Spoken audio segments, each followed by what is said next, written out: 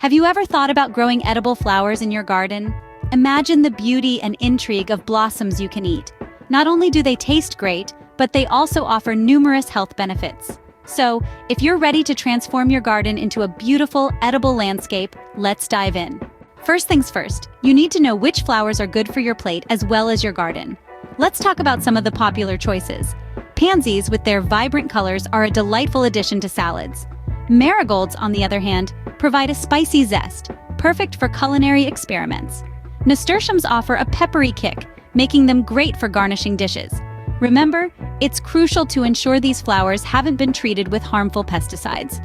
Once you've chosen your edible flowers, it's time to get planting. Now let's get our hands dirty. Planting edible flowers isn't much different from planting any other flowers. Start by preparing the soil, making it soft and fertile.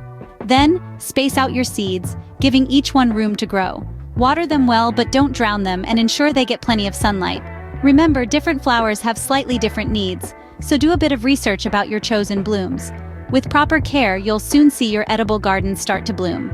The final step, of course, is the most rewarding: harvesting and using your edible flowers. It's best to gather your blooms in the morning, once the dew has dried, but before the heat of the day sets in. Now, for the fun part, using your edible flowers.